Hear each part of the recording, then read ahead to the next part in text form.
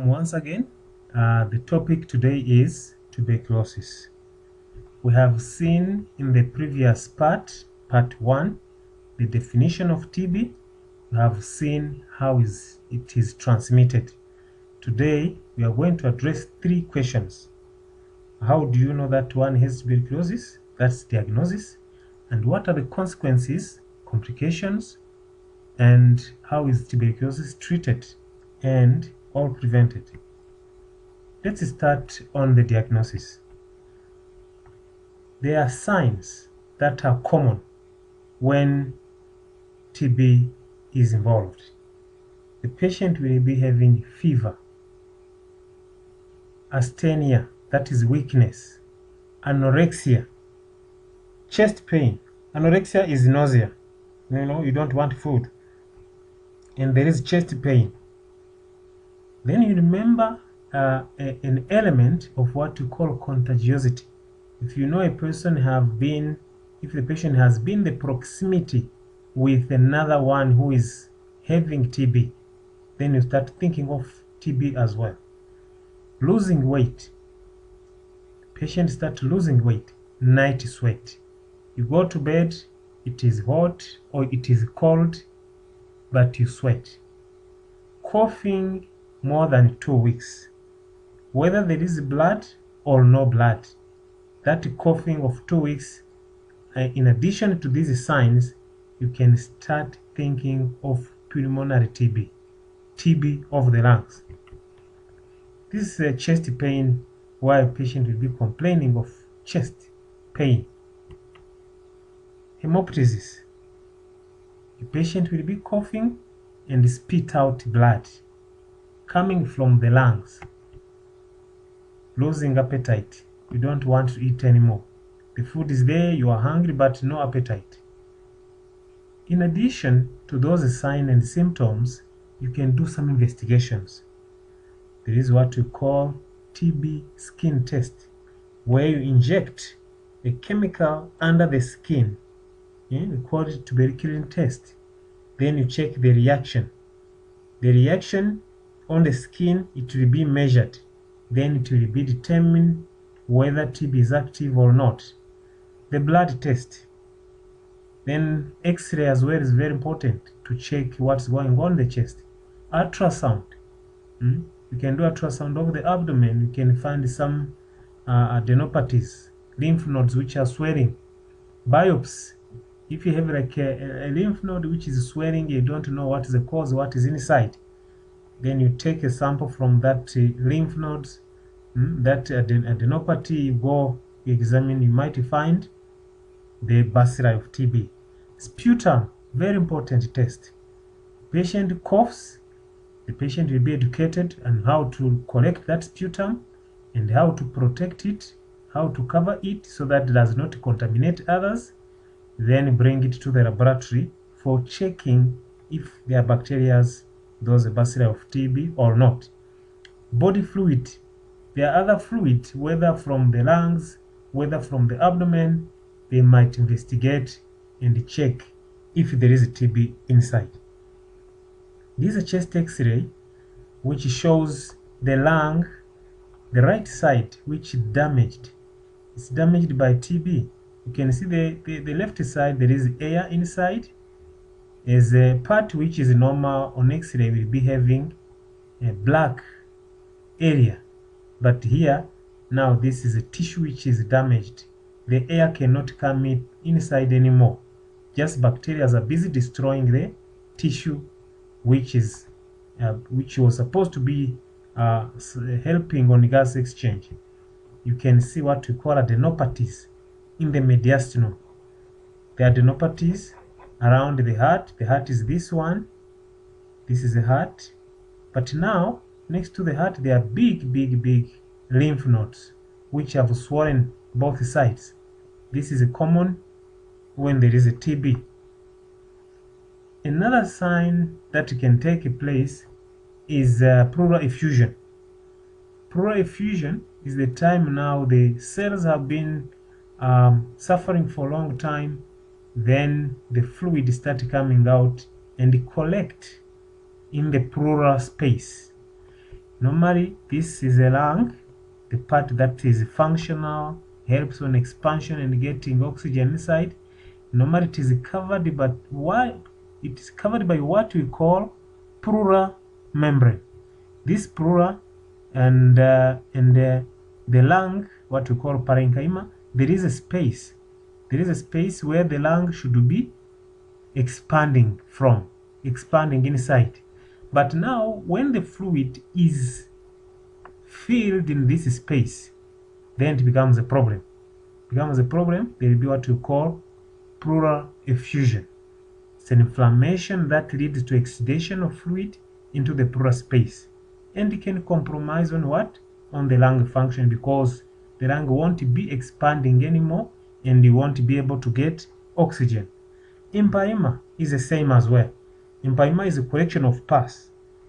Pleural effusion is just a fluid, which is a pathological fluid. It's a fluid that comes because there is a sickness. But empyema now is when there is what? Pus. Pus collection, which will be followed by necrosis, and tissues get damaged and they get necrotic. And now when you take a sputum, the fluid or pus, when there is TB inside, they take it on a microscopy, they will examine, eventually they will be able to see these bacilli. These small rods that you see, they are the ones which will be busy destroying the tissue. These others are the cells which come to fight, neutrophils, the soldiers of the body, they come to fight. But these are the ones which cause problems once TB is in the system. This is a CT scan that will show the chest, which is what? Damaged. You can see once it has formed some cavitation. The cavity is in the lungs. It has destroyed the tissues which were previously working well. You see this here, it is homogeneous, it's intact, there is no problem, but this one is damaged. You can see how it looks, the damage, secondary to TB. Now, what are the consequences of TB now? The consequences and the complications. There are many. There are those which are physical, and there are those which are social, that affect the community and the country at large. But now, if we start on the physical, TB can cause disability. It can cause bone fractures. You can see the spine of this young man was already fractured. It is very bad.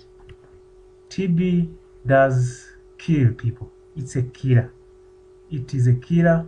That's why it needs to be treated early as possible, and it needs to be prevented as early as possible. On the family, if TB takes a loved one in the family, it leaves pain. The community, a particular community where the incidence and prevalence of TB is high, it's a community which will remain poor as they keep on bearing nothing else they are doing. So they are losing big time. A country with high incidence of TB, they do invest a lot in preventive measures and treatment while they are supposed to be developing going forward. The continent at large, the continent cannot develop once they keep on investing money on things that were not planned for.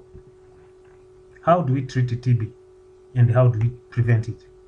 There are medications that are used to treat TB. These are the main ones. There are many, and treatment is given according to the stage and according to the severity of TB. If TB is TB of the lung and say occurred in recent years, it does not become like a resistant one, then this TB you can start treating it with isoniazid, rifampicin, ethambutol, and pyrazinamide. These are the main 4 medications which are used. This is for uncomplicated TB. If it becomes like a resistant one, then you start going to injections. You will hear what we call streptomycin, kanamycin. They will start adding on them, but let's concentrate on these ordinary ones. In addition to these 4 medication, which most of times are combined in one, they will add vitamins like pyridoxine. Pyridoxine is very important because it will be helping in preventing some side effects, like peripheral neuropathy, where the nerves start getting painful on the distal part of the body, hands and feet. Other medications for complicated TB, we spoke about them. We have another presentation separate for it, for more severe cases of TB. These are the medications we are talking about. They are the ones that when a patient is starting treatment for the first time, be given rifampicin, isoniazid, pyrazinamide, and ethambutol. They are combined in one. And they will be taught very well how to drink them, what to take them with, and how long. Alcohol reduction. Alcohol does not go well with medication. When you are on treatment, you take alcohol, the chances of treating you will be getting minimized. Smoking is not good, particularly for the lungs. It is not good. So by stopping smoking, you are improving your chances of getting treated. Adherence to treatment, taking them regularly without cutting, taking them on right time there as you are given, and completing the dose. It is very important. Dietary recommendations are patients who have TB should be eating well so that the medication can do their jobs, but also building the body so that the infection can be chased away as soon as possible. You can continue providing education on preventing TB. There are many ways to prevent TB. So that's the best route to go. Prevention is better than cure, but people need to be educated on the causes, on transmission, and how to prevent it. We need to avoid extended close contact with somebody who has TB. That's one of ways of prevention. If you know there is a person who is sick, then you are in close contact, you keep on exposing yourself to the sick person, then the chance of contracting TB will be inevitable. Air out of rooms, meaning aeration, opening windows, getting fresh air, oxygen, so that even if there is bacteria can be taken out so that you don't breathe in. You need to cover the mouth when you are coughing. Better to cover with arms, not with hands. Cover with a tissue that will throw away and destroy it very far away so that it does not contaminate other person. It's very important when somebody is coughing or sneezing, you cover the mouth.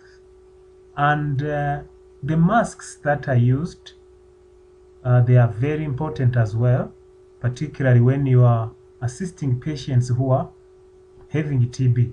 When a patient comes to see you, is coughing, you need to protect as well if you are a healthcare worker. Now, there is another way which is very important, immunization. Immunization have saved many babies.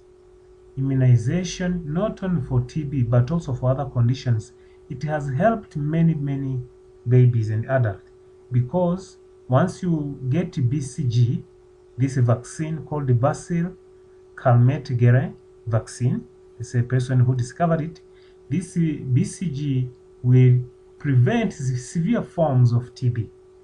So it's very important to immunize people. Then there is a medication called isoniazid. You give it if there is a latent TB, or for people with high risk because it will help to prevent the progression of TB. It is a very important drug that is given. This is intradermal injection for BCG when they are doing what? Immunization to the babies. Most of the babies, when they are born, they get this vaccine. This is what we call intradermal reaction, when they are checking if there is TB or not. After injecting that chemical, tuberculin test, you will see if there is a reaction. After just 48 hours, you measure the distance between 24 to 48 hours. You will be able to see. Now, depending on the diameter will determine whether there is active TB or not. Because what happens, by injecting that chemical, the antibodies will come quickly to fight there. That fight is the one which will explain the inflammation. That's how it is done. Now, the treatment that we focus on that is commonly known by many people is the first line, where the treatment takes 6 months. If it does not get treated like a recurrent TB, then patient might start a treatment of 8 to 9 months. 8 to 9 months. If it's extrapulmonary TB, TB meningitis, TB of the bone, TB of the intestines, genital TB, patient might be on 9 months treatment. However, now, if the treatment did not work well, or the patient have not been compliant, there is now what we call resistance. Resistance, which will cause multi-drug resistance. Now, what does it mean? Most of the medication that we saw will no longer be working well because the patient was not compliant, or because got infection from a person who has already a multi-drug resistant form of TB. So the treatment might take more than 24 months, 20 to 24 months. And then now there is what we call extensive drug resistant TB. It's almost all the drugs now are not working. This one is a deadly one. The chances of getting treated is minimal. So better to prevent moving from stage 1 until we reach the last one. This resistance we are talking about, where bacteria, if we say like this group is fighting with this one, you need to understand the treatment fighting with infection. Eventually we want the treatment to win over the infection. So one side should win and push, not having same power. We don't want resistance. Now, when you observe this map, it is very sad. This map is very sad. It is showing that African countries, Sub-Saharan Africa, and some countries of South America, countries of Asia, they are the mostly hit by tuberculosis. But the more it becomes red, dark red, that's where TB is more severe. What does it mean? There are 30 countries which are multi-drug resistant TB incidence is very high. So these countries, they are really suffering a lot. What does it mean again? In 2017, 10 million new cases were reported. 1.6 million deaths were reported in the same year.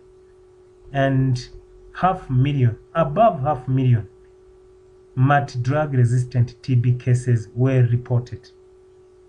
You can see how bad it is. 54 million TB deaths are reported since 2000. In this period of 20 years, we have lost 54 million people. And just in 2018, not long ago, we lost again 1.5 million people. Dear brothers and sisters, African people, Asian people, but particularly Africa, where the dark red is concentrated. What can we do? Can we come together and study more and really understand, investigate the cause, because the prevention might be better than cure? Please, let's work together. I beg the people who are in the zones which are free of TB, who might be good financially, Australia, North Africa, Europe, America, Canada, please, let's come and fight. Let's work together. We believe we have a globe that we can change together. It is our globe. God has given us this globe to maintain it. Please, let's work together and we will overcome.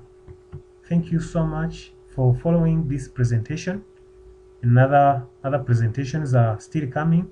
Always visit our website. You will find them. And don't hesitate to communicate with us if you have any question or any comment. Thank you.